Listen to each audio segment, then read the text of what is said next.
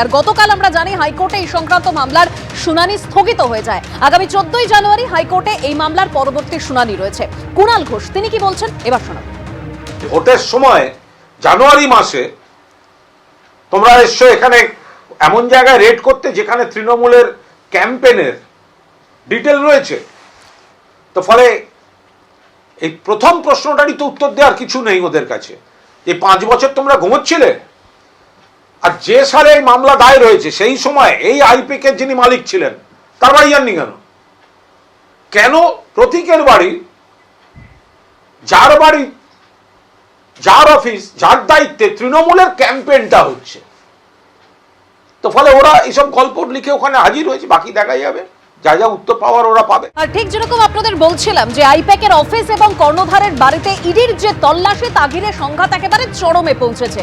7 নম্বর Loudon স্ট্রিটের বহুতলের CC ক্যামেরার DVR বাজেয়াপ্ত করে পাঠানো হলো এবার ফরেনসিকে। ওই বহুতলের ফ্যাসিলিটি ম্যানেজারকেও নোটিশ পাঠিয়েছে পুলিশ। ঘটনার দিন সকালে কারা কর্তব্যরত ছিল তাদের নামের তালিকা এবার পুলিশ জানতে চেয়েছে। পরিচারিকা সহ বেশ কয়েকজনকে জিজ্ঞাসাবাদ করে বয়ান রেকর্ডও করেছে পুলিশ। ইডির যে টিম ওই দিন অর্থাৎ বৃহস্পতিবার তল্লাশিতে এসেছিল সেই টিমে কারা ছিল, কতজন সিআরপিএফ জওয়ানকে সঙ্গে নিয়ে ইডি তল্লাশিতে এসেছিল, কোনো ফরেনসিক এক্সপার্ট ছিল কিনা ইডির কাছে এবার জানতে চাইবে পুলিশ। সকাল 6টা থেকে তল্লাশি শুরু হলেও সকাল 11:30 ইডির তরফে থানাকে ইমেল করে জানানো হয়, এরকমই দাবি করেছে পুলিশ। যে ইডি আধিকারিক থানাকে ইমেল করেছিলেন তাকেও নোটিশ পাঠানো হবে, এরকমই পুলিশ সূত্রে খবর। ফ্ল্যাটের ভিতরে ঠিক কি পরিস্থিতি তৈরি হয়েছিল জানতে আইপ্যাক কর্ণধার এবং তার পরিবারের সদস্যদের বয়ান রেকর্ড করবে পুলিশ। যখন সিআরপিএফ আধিকারিকরা পুলিশকে বাধা এবং ধাক্কা দেয় তখন কর্তব্যরত কয়েকজন পুলিশ কর্মীর ইউনিফর্মে বডি ক্যাম ছিল, এটাই পুলিশ সূত্রে খবর। সেই সব বডি ক্যাম ফুটেজ পরীক্ষার কাজ এবার শুরু করলো পুলিশ। আর আইপ্যাকের অফিস থেকে তথ্য সংগ্রহ করেছে police. Godrej water side building এর এন্ট্রি ও এক্সিট পয়েন্টের সিসিটিভি ফুটেজও সংগ্রহ করেছে বিধাননগরের ইলেকট্রনিক্স কমপ্লেক্স থানা। গোদরেজ ওয়াটার সাইড বিল্ডিং এর 11 ফ্লোরে অর্থাৎ 11th ফ্লোরে গিয়েছিল পুলিশ। সিসিটিভি ফুটেজ ও নিরাপত্তা রক্ষীদের বয়ান রেকর্ডও করেছে পুলিশ। আইপ্যাকের অফিসে বেআইনিভাবে প্রবেশ এবং চুরি করার অভিযোগের পরিপ্রেক্ষিতে ইতিমধ্যে ইসিপিএস বা ইলেকট্রনিক কমপ্লেক্স তারা তদন্ত শুরু করেছে এবং সেই তদন্তে নিরিখে গতকাল রাত্রেবেলাতে এসে তদন্তকারী যে দল রয়েছে ঠিক এই যে গোদরেজ ওয়াটার সাইড বিল্ডিং সেখানে যে এন্ট্রি অর্থাৎ প্রবেশ পথ এবং বাইরে যাওয়ার পথ, এছাড়াও 11 ফ্লোরে যেখানে আইপ্যাকের অফিস রয়েছে সেখানকার সিসিটিভি ফুটেজ ইতিমধ্যে তারা সংগ্রহ করেছে। শুধুমাত্র তাই নয়, সেই 8 তারিখে সকাল থেকে শুরু করে একদম রাত পর্যন্ত ইডি অফিসারদের আনাগোনা বা সেন্ট্রাল ফোর্সের আনাগোনা সহ যাবতীয় যে সমস্ত ছবি বা ভিজুয়ালস যা রেকর্ড করা ইতিমধ্যে হয়েছিল সেই হার্ড ডিস্কও বাজেয়াপ্ত করা হয়েছে ইসিপিএস থানার তরফে। পুলিশ সূত্রে জানা যাচ্ছে যে সেই সমস্ত ফুটেজ তারা খতিয়ে দেখবেন। ইডি অফিসার এবং সেন্ট্রাল ফোর্স কখন ঢুকেছে, তারা কখন বেরিয়ে গেছে, কারা কারা সেই আইপ্যাকের অফিসে এসেছিলেন বা এই বিল্ডিংয়ের ভেতরে প্রবেশ করেছিলেন, গোটা বিষয়টিকে এই ফুটেজ অনুসারে বা সময় অনুসারে সেই ক্রোনোলজিকে মেনটেন করা হবে বা সেটাকে দেখা হবে এবং সেটা বিশ্লেষণ করা হবে।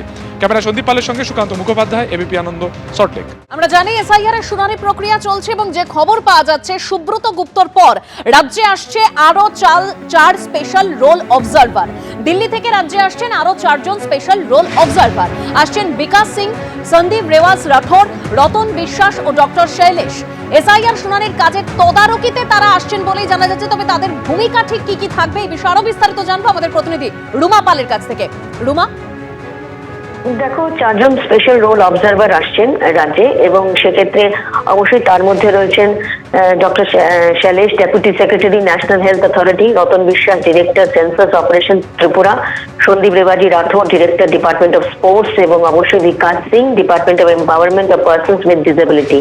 এবং অবশ্যই তারা মুখ্য নির্বাচনী আধিকারিকের সঙ্গে সমন্বয় রেখে তারা রাজ্য পরিদর্শনেও যাবেন এবং এই যে এসআইআর প্রক্রিয়া চলছে তাতে কঠোরভাবে যদি অনুসরণ করা হয় তাদের সুনিশ্চিত করার জন্য কিন্তু তাদেরকে নির্দেশ দেওয়া হয়েছে। অন্যদিকে জানিয়ে রাখি যে মূলত এই যারা আসছেন 4 জন অবজারভার সেক্ষেত্রে কমিশনের অফিসে বসেই অর্থাৎ সিও অফিসে বসে সব এনুমারেশন ফর্ম তারা চেক করবেন, প্রয়োজনে গোটা রাজ্যে যাবেন এবং একাধিক ক্ষেত্রে দেখা গেছে যে বিএলও, ইআরওদের গাফিলতির জন্য লজিক্যাল ডিসক্রিপেন্সির সংখ্যা বাড়ছে এবং ডেটা এন্ট্রি অপারেটর চাইলেও পাওয়া যাচ্ছে না। এবং এক্ষেত্রে কিন্তু ডেটা এন্ট্রি অপারেটরের ক্ষেত্রে এর আগের থেকেই যখন চাওয়া হয়েছিল কমিশনের তরফ থেকে রাজ্যে, সেক্ষেত্রে কিন্তু পাওয়া যায়নি।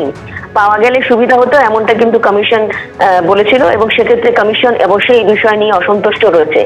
নাম বা বানানে কোনো ভুলের জন্য শুনানি হবে নাকি তার জন্য আবার কমিশনের উত্তরের অপেক্ষায় আছি, এটাও কিন্তু সিও দপ্তর থেকে জানানো হয়েছে। কারণ বারবারই কিন্তু লজিক্যাল ডিসক্রিপেন্সি নিয়ে একটা অভিযোগ আসছিল যে শুধুমাত্র নাম বানানের ভুলের জন্য যে তাদের অনেককে কিন্তু অসুবিধার মুখোমুখি হতে হচ্ছে। এবং সেক্ষেত্রে বলা যাচ্ছে যে এই 4 জন রোল অবজারভারকে পাঠানো হচ্ছে, এখনো কিন্তু শুনানি চলছে, এবং তারপর লজিক্যাল ডিসক্রিপেন্সির যারা শুনানি হবে, এবং সেক্ষেত্রে কিন্তু তারা সিও দপ্তরে বসেই কিন্তু এনিমেশন ফর্ম তারা চেক করবেন এবং প্রয়োজনে গোটা রাজ্যে কিন্তু যাবেন, এমনটাই কিন্তু জানাচ্ছে কমিশন। ধন্যবাদ রুমা। অর্থাৎ একদিকে কমিশনের নির্দেশে রাজ্যে আসছেন আরো 4 জন স্পেশাল রোল অবজারভার, অন্যদিকে ফের মুখ্য নির্বাচন কমিশনারকে চিঠি দিয়েছেন মুখ্যমন্ত্রী মমতা বন্দ্যোপাধ্যায়। যেভাবে এসআইআর শুনানিতে মানুষকে হেনস্থা করা হচ্ছে, আমি স্তম্ভিত। কমিশনের উদ্দেশ্য নির্বাচনী তালিকার সংশোধন বা অন্তর্ভুক্তিকরণ নয়, সাধারণ মানুষের নাম বাদ দেওয়াই উদ্দেশ্য কমিশনের। এসআইআর হেনস্থা করে সাধারণ মানুষকে ভোটাধিকার থেকে বঞ্চিত করার চক্রান্ত করা হচ্ছে। এসআইআর শুনানিতে হয়রানির অভিযোগ নিয়ে ফের চিঠি দিয়েছেন মমতা বন্দ্যোপাধ্যায়। 5ই জানুয়ারির পর ফের জ্ঞানেশ কুমারকে চিঠি দিলেন তিনি। নোবেল জয়ী অমর্ত্য সেনকেও শুনানির নোটিশ পাঠানো হয়েছে। বিশিষ্ট কবি জয় গোস্বামী থেকে ক্রিকেটার মোহাম্মদ শামি, অভিনেতা সাংসদ দেব, এই বিশিষ্ট ব্যক্তিরা অপরিকল্পিত, অসংবেদনশীল ও অমানবিক প্রক্রিয়ার শিকার। সাধারণ মানুষকেও এসআইআর শুনানির নামে হয়রানির শিকার হতে হচ্ছে। 77 জনের মৃত্যু হয়েছে, 4 জন আত্মহত্যার চেষ্টা করেছেন, 17 জন হাসপাতালে ভর্তি রয়েছেন। এর জন্য দায়ী কমিশনের পরিকল্পনাহীনতার ফলে তৈরি হওয়া ভয়। এটা কি নির্বাচন কমিশনের চরম ঔদ্ধত্যের উদাহরণ নয়? আমি জানি আপনি চিঠির উত্তর বা ব্যাখ্যা কোনোটাই দেবেন না, কিন্তু আপনাকে জানানো আমার কর্তব্য। জ্ঞানেশ কুমারকে এই মর্মে চিঠি দিয়েছেন মুখ্যমন্ত্রী মমতা বন্দ্যোপাধ্যায়।